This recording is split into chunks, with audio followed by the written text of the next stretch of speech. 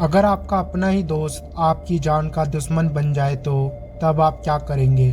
कुछ ऐसा ही होता है अर्जुन के साथ। जैसे ही अर्जुन को यह बात पता लगती है कि वो मिरर रिया का नहीं बल्कि उस लड़की का था जो कभी उस सुनसान पड़े घर में रहा करती थी। अब अर्जुन आगे क्या करेगा ये तो आपको इस वीडियो में ही पता चलेगा। वीडियो को अंत तक जरूर देखिएगा। तो कर दीजिए लाइट्स ऑफ और शुरू करते हैं आज की कहानी। यह इस वीडियो सीरीज का लास्ट पार्ट है। अगर आपने अभी तक इस सीरीज के बाकी के 2 पार्ट नहीं देखे तो अभी जाके देख लें, जिनके लिंक नीचे डिस्क्रिप्शन में है। Subscribe for more content.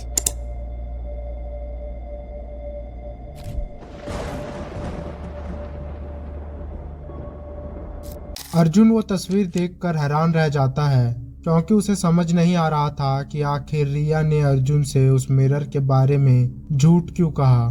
तभी अर्जुन को किसी के चिल्लाने की आवाज सुनाई देती है। अर्जुन उस आवाज की तरफ भागता है। जैसे ही अर्जुन नीचे हॉल में पहुंचता है तो उसे एक हवलदार जमीन पर बेहोश पड़ा मिलता है और उसके सर से बहुत खून आ रहा था।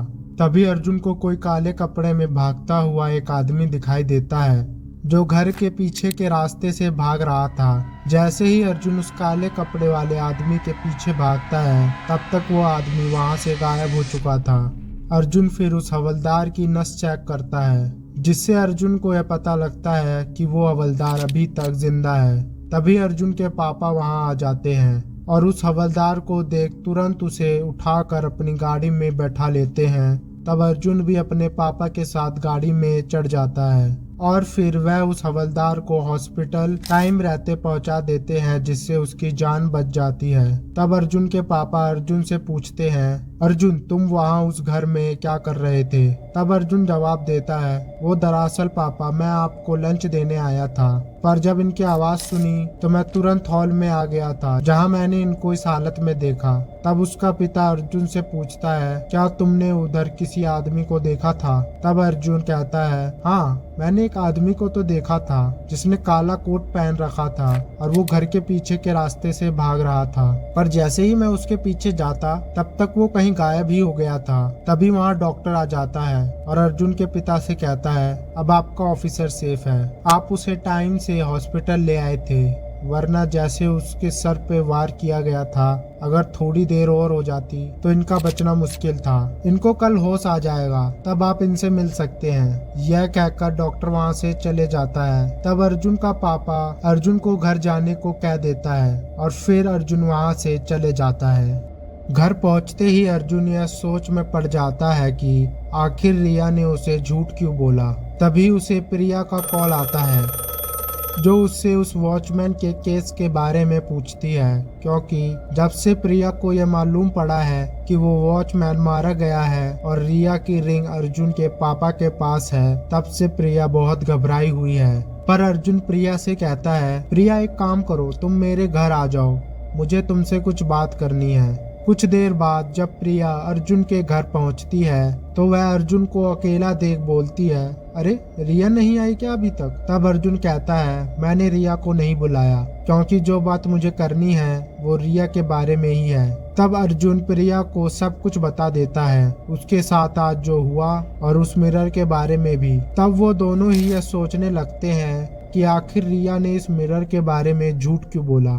तब प्रिया कहती है, एक काम करते हैं, रिया से ही पूछ लेते हैं। अर्जुन उसकी बात नहीं मानता और कहता है, मुझे नहीं लगता कि रिया से हमें कुछ पूछना चाहिए क्योंकि उस रात रिया देर से उस घर से निकली थी और उस वॉचमैन का खून भी उसी रात को हुआ था। फिर रिया की रिंग का उसी घर में मिलना और मिरर के बारे में रिया का मुझसे झूठ बोलना, यह सब कुछ अजीब सा है। तभी प्रिया कहती है, तो क्या तुम रिया पे शक कर रहे हो। अर्जुन जवाब देता है, नहीं मैं रिया पर शक नहीं कर रहा, बस मुझे यह समझ नहीं आ रहा कि रिया ने मुझसे आखिर झूठ क्यों बोला। तभी अर्जुन के पापा अर्जुन के कमरे में आ जाते हैं और तब प्रिया वहां से चली जाती है। अर्जुन के पापा अर्जुन को रिया की वही रिंग दिखाते हैं और कहते हैं, शायद से आज कातिल यही रिंग लेने आया होगा और उसे जब यह रिंग नहीं मिली तो उसने उस हवलदार पर हमला कर दिया। अब तो यह गुत्थी बस वही हवलदार सुलझा सकता है, पर अच्छा है तुम्हें कुछ नहीं हुआ। वैसे अर्जुन क्या तुमने उस आदमी की की शक्ल देखी थी जिसने हवलदार पर हमला किया था। अर्जुन जवाब देता है, नहीं पापा, मैं उसकी शक्ल नहीं देख पाया था। तब अर्जुन का पिता अर्जुन से कहता है, यह रिंग सोने की है, तो मैं इसे उस घर के आसपास के सभी ज्वेलरी शॉप पर दिखा रहा हूँ, शायद से उस खूनी के बारे में कुछ पता चल जाए। यह कहकर अर्जुन का पिता वहाँ से चले जाता है। अर्जुन यह बात सुनकर परेशान हो जाता है, क्योंकि अगर उसके पापा को यह बात पता लग गई कि यह रिंग रिया की है तो फिर वो और उसके दोस्त फंस सकते हैं। तब यह बताने के लिए अर्जुन अगले ही दिन रिया के घर के लिए निकल जाता है। जैसे ही अर्जुन रिया के घर पर पहुंचता है तो उसे वहां प्रिया के सैंडल दिखते हैं। ये देख अर्जुन थोड़ा तो हैरान रह जाता है, पर तभी उसके सामने रिया आ जाती है। रिया को अचानक से देखकर अर्जुन थोड़ा डर जाता है। तभी रिया अर्जुन से पूछती है, क्या काम है? यह सुनकर अर्जुन को अजीब लगता है, पर तभी वो रिया से पूछता है कि तुम्हारे मम्मी पापा नहीं दिखाई दे रहे। तब रिया कहती है, वो दरअसल किसी काम से बाहर गए हैं, तुम एक काम करो, मेरे कमरे में चलो। फिर वो दोनों ही रिया के कमरे में आ जाते हैं। कमरे में पहुंचते ही अर्जुन रिया से प्रिया के बारे में पूछता है। वो मैंने आते टाइम रिया के सैंडल्स देखे थे, पर प्रिया तो इधर दिखाई नहीं दे रही। तब रिया कहती है, वो प्रिया के सैंडल्स यहाँ कई दिनों से हैं। वो एक बार अपने सैंडल्स यहीं भूल गई थी। पर तुम ये सब छोड़ो और ये बताओ तुम यहाँ क्यों आए हो? तभी अर्जुन की नजर वहाँ पड़े एक काले कोट पे जाती है, जो वही काला कोट था जो अर्जुन ने कल उस आदमी के बदन पे देखा था। इससे पहले अर्जुन कुछ कर पाता, रिया पीछे से उसके सर पर वार कर उसे बेहोश कर देती है।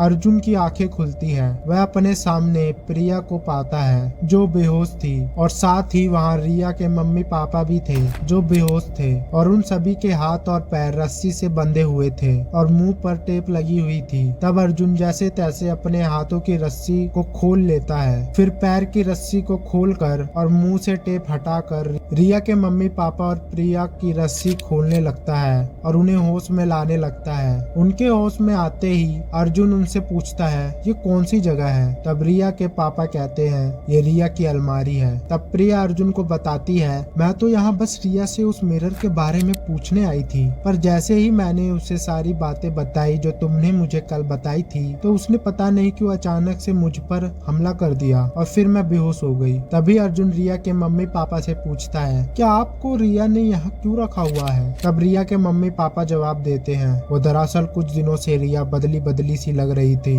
वो अक्सर एक मिरर में खुद को देखकर बातें किया करती थी। जब हमने उस मिरर के बारे में पूछा तो उसने हमें कुछ नहीं बताया। फिर हमें जब उसकी टेंशन होने लगी और फिर हमने जब वो मिरर उससे छीनने की कोशिश की तो उसने हम पर हमला कर दिया और यहाँ इस अलमारी में बंद कर दिया। तब उनको रिया की आवाज सुनाई देती है। तब वह अलमारी को थोड़ा सा खोल कर देखते हैं तो उन्हें रिया उस मिरर से बात करती दिखाई देती है। तब अर्जुन को लगता है शायद से ये मिरर ही रिया से यह सब काम करवा रहा है, क्योंकि जब से रिया को यह मिरर मिला है तब से रिया अजीबोगरीब हरकतें करने लगी है। तभी अलमारी में एक चूहा आ जाता है, जिसे देख प्रिया बहुत डर जाती है और गलती से चिल्ला देती है। प्रिया की चीख सुनकर रिया अलमारी की तरफ बढ़ने लगती है। जैसे ही रिया अलमारी का दरवाजा खोलती है तो अचानक से उसके ऊपर अर्जुन हमला कर देता है। वहीं दूसरी तरफ अर्जुन का पापा हॉस्पिटल में उस हवलदार से मिलने जाता है जिसे अब होश आ गया था। तब अर्जुन का पापा उस हवलदार से पूछता है, क्या तुमने उसका चेहरा देखा था जिसने कल तुम पर हमला किया था? तब हवलदार जवाब देता है, हाँ, मैंने उसका चेहरा देखा था। तब तुरंत ही अर्जुन का पापा एक स्केच आर्टिस्ट को बुलाता है और उस इंसान का स्केच बनवाने लगता है। स्केच बनते ही अर्जुन का बाप हैरान रह जाता है और तभी उसको एक कॉल आता है जो कि पास के एक ज्वेलरी शॉप से था। कॉल पर बात करने के बाद अर्जुन के पापा को उस रिंग के मालिक के घर का पता मालूम चल गया था। वहीं दूसरी तरफ अर्जुन रिया को काबू करने की कोशिश कर रहा होता है, पर रिया उसके काबू में नहीं आ रही थी। तभी रिया अर्जुन को उठाकर फेंक देती है और उस पर एक रोड से हमला करने ही वाली होती है कि तभी प्रिया पीछे से हमला करके रिया को बेहोश कर देती है। रिया के बेहोश होते ही वह उसको रस्सी से बांध देते हैं। तभी वहाँ अर्जुन के पापा आ जाते हैं और अर्जुन से कहते हैं, अरे अर्जुन, तुम यहाँ क्या कर रहे हो? तब अर्जुन अपने पापा से कहता है, पापा, मुझे उस आदमी का पता चल गया जिसने कल उस हवलदार पे हमला किया था। ये देखिए, ये वही काला कोट है जो मैंने कल उस आदमी के शरीर पर देखा था। तब अर्जुन का पापा कहता है हमें भी उस वॉचमैन का खूनी मिल गया है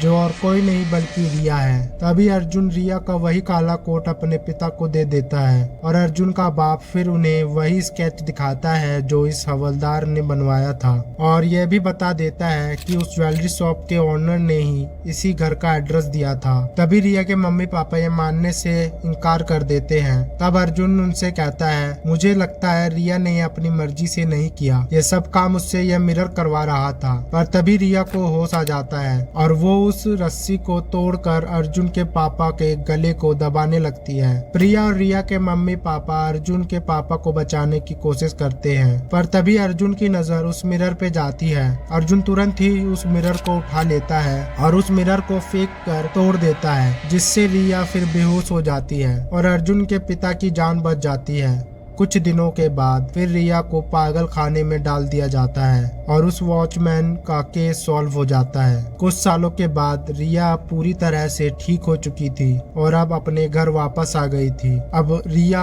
अर्जुन और प्रिया ने सुनसान पड़े घरों में जाना छोड़ दिया था और रिया ने भी चमकदार पुराने सामान को इकट्ठा करना छोड़ दिया था। तो बस दोस्तों, यही था इस कहानी का अंत। अब रिया नॉर्मल हो चुकी है और वो कज मिरर भी टूट गया है। अगर आपको हमारी वीडियो पसंद आई तो इसे लाइक करें और ऐसी ही मजेदार कहानियां सुनने के लिए हमारे चैनल को सब्सक्राइब करें।